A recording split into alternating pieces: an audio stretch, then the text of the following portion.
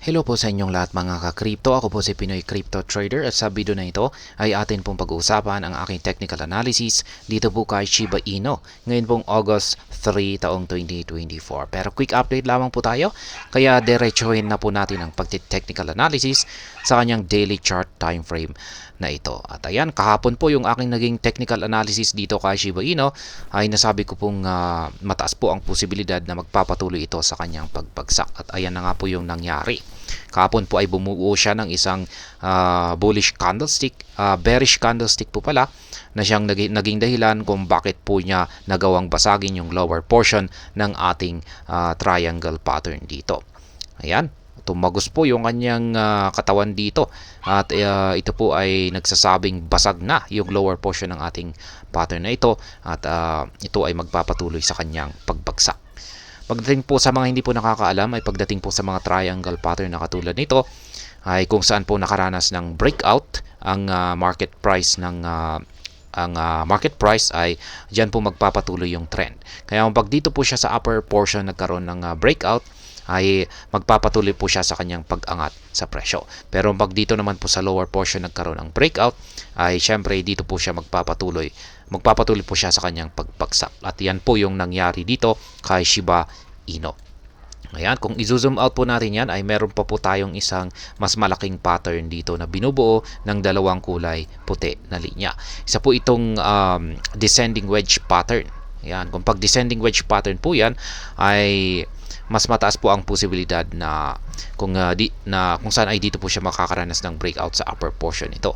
At kung pag dito po siya nagkaroon ng breakout sa upper portion nito ay tataas po siya. Kaya yan po yung inaasahan natin sa pattern na ito.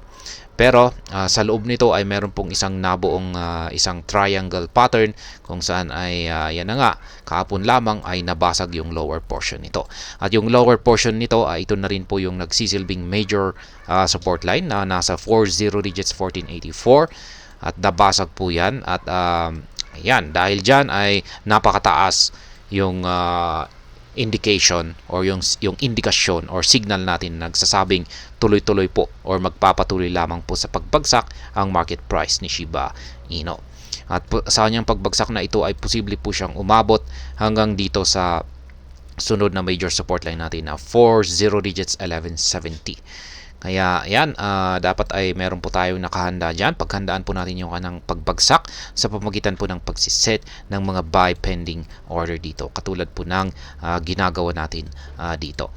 At maliban po dyan ay na-trigger po pala yung ating buy pending order na nakaset dito sa support line na ito.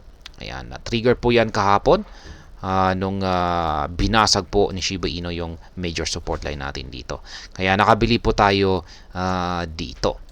At kasabay po niyan ay kailangan po nating mag-set po kaagad ng take profit dito ulit sa major resistance line naman po natin dito na nasa presyong 40 digits 1771.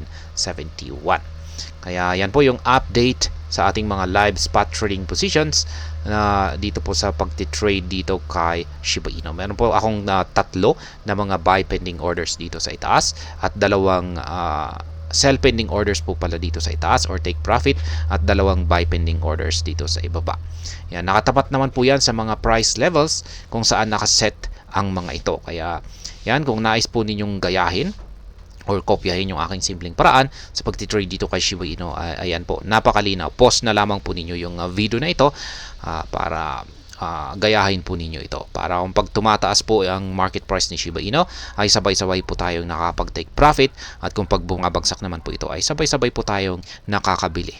Kaya ayan, ayan po yung aking analysis ngayon dito kay Shiba Inu. At gaya po ng aking sinabi kanina ay napakataas po ang possibility na magpapatuloy-tuloy lamang sa pagbagsak itong si Shiba Inu sapagkat yung dalawang indicators natin dito ay magkatugma ng kanilang ipinapakitang signal.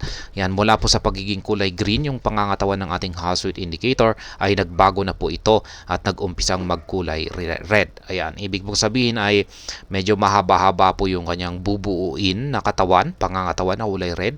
Kaya ibig pong sabihin ay medyo malalim yung posibleng ibabagsak pa ni Shiba Inu. At ganoon din po yung ating QQE mode indicator dito. Yung mga nabubong QQE bar formation natin dito ay nagkulay red na rin. Ibig pong sabihin nito ay mas lalong tumitindi po ang pwersa ng mga sellers or yung selling pressure natin.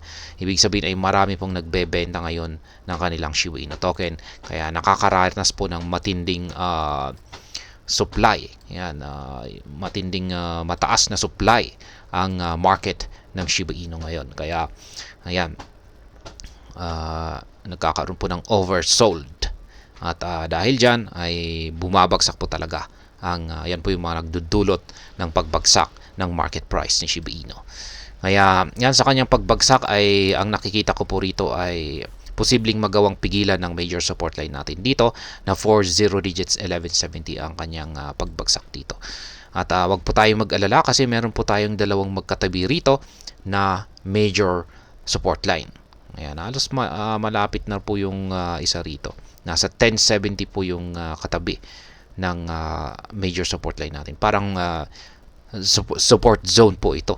Kung pagdating po ito sa weekly chart time frame ay considered na support zone po ito. Kaya ayan, kinuha po natin yan dito sa mga rejections dito.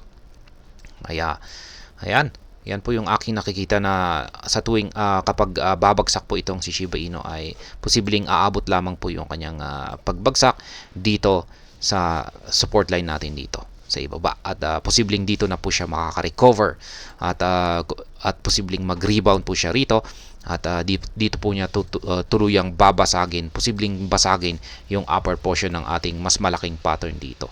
At ito po yung inaabangan natin, yung breakout ng mas malaking pattern natin dito. Kasi yung pag nabasag po yan ay ang pinakamataas po na price target natin dito ay ito ang 40 digits 2770. Ayan, ito po yung pinakamataas na posibleng niyang akyatin kung nagkaroon po tayo ng breakout sa upper portion ng ating pattern dito. Ayan, yan. Yan pong muli yung aking mga live spot trading positions dito po kay Shiba Inu. Kung nais po ninyong gayahin ay ayan, malaya po kayong gawin yan. Ayan, sa mga bago lamang po dito ay check na lamang po ninyo ang description ng video na ito para malaman kung anong platform at mga indicators ang ginagamit ko dito. At hanggang dito na lamang po tayo sa video na ito mga ka-crypto. Marami pong salamat sa panunood. Ingat po tayo lagi at God bless po sa ating lahat.